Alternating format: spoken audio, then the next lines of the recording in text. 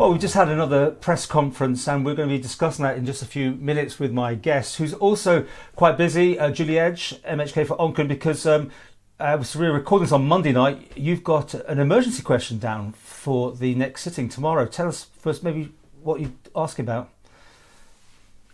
Well, I'm just very concerned that we weren't hearing any data or information with regards to the Liverpool laboratory. So I'm asking the Chief Minister if he could provide a statement on that.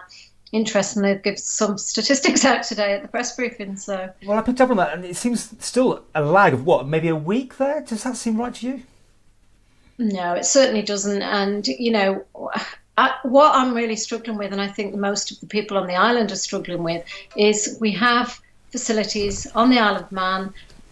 Why can they not be used? Okay, if there is a problem, tell the people why we cannot use a lab that is on the Isle of Man and get these results. And you know, the further testing that seems to be required. It was interesting that they're saying there was only one more case of the UK strain today from the testing that's been done, and none of the South African or the Brazilian. However, I think it's really important that we have this data as fast as possible. 5 days, obviously, Director of Public Health said it's still 5 days. I'm not so sure we've had any information in 5 days. We haven't had any this year, I thought, but I mean, it's tricky when you only got these two questions to get any more details. She certainly doesn't want to talk too much to me about it, that's for sure. We always get the impression that I'm asking the same question over and over again, which is not the case, because I suppose it's the same question, but the data, it seems to be lagging way behind. Yeah, and surely when you're dealing with a pandemic and it's critical decision making, you want to have the most up-to-date information as fast as possible. Okay, if it's 5 days, why haven't we had data after the first 5 days of it being sent over? Obviously, we've had, you know, Christmas, they'll say, or New Year. However, we're now on the 17th, 18th of January, and 18th. We're only getting data today. It's not good enough. And other countries, I've been watching it, they do one test to see if you got it, then they immediately do that second test on genomics to see what strain it is. They do it straight away. So other countries obviously think it's much more important. But we're going to go around in circles on that. But maybe you'll get an answer. You're going to ask David about that, are you, Mr. Ashford?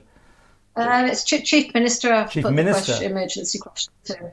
Yeah. Right. See what's. Expecting any answers? Well, hopefully, you know, that's what the question time's there for, and they've got to behave. They've got to answer as fully and as accurate as possible. So let's hope we get the answers that we need. You know, there's a lot of people very frustrated that we're not getting the answers on this one.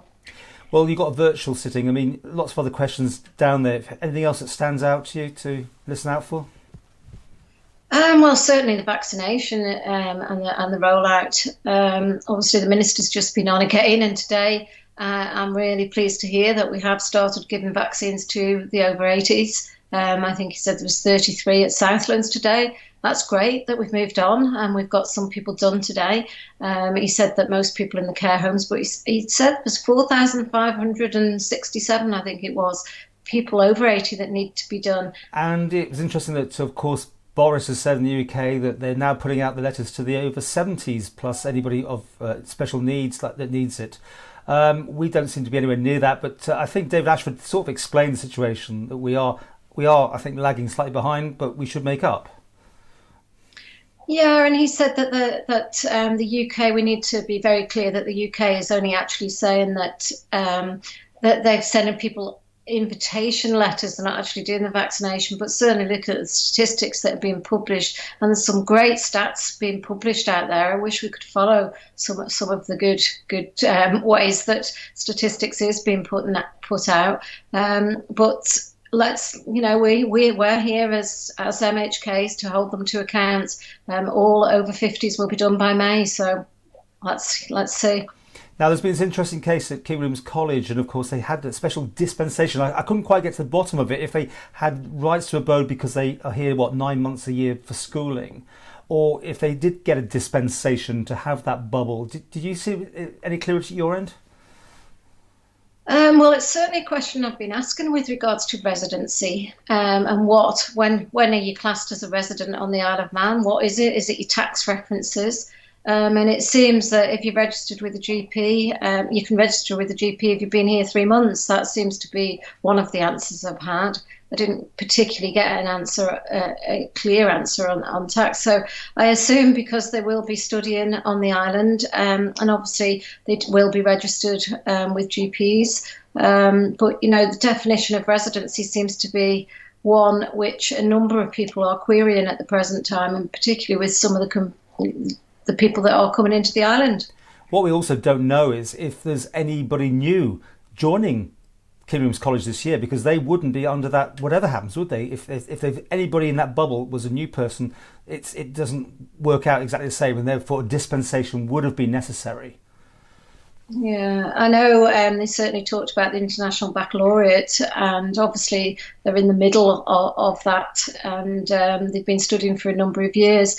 I don't think the International Baccalaureate has a starting point in time in January. But again, another question that perhaps needs answering. Well, people do join for some reasons outside the normal year, but who knows, as you say. That's right, yeah. Post office, let's quickly talk about that. You must have seen another surge, have you, with people buying stuff online?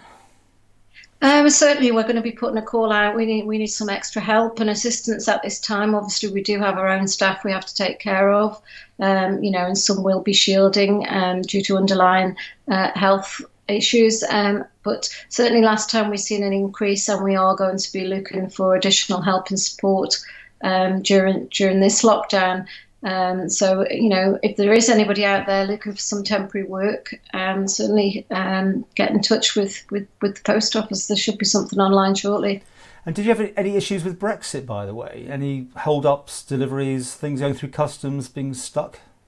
Certainly, we have been experiencing delivery delays, but it's mainly due to the UK, and they're behind, and obviously they've got greater difficulties with the pandemic in the UK, and they have to do the social distancing. So there has been delays in deliveries, and I've still continuing.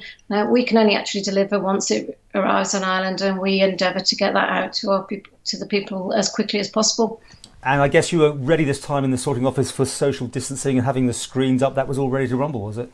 Yes, that was quick back into operation, and a great to the team and all the people that work there for adapting quickly and very flexible to work under this situation. Hopefully it won't be for as long as last time, but we never know, and it's best to just carry on and keep everybody safe. And does that limit your ability to get the parcels delivered because of everyone having to space out, or have you worked out a routine to keep it up to normality? No, it's certainly it's a slick operation, Paul, and it is. It's credit to everybody there.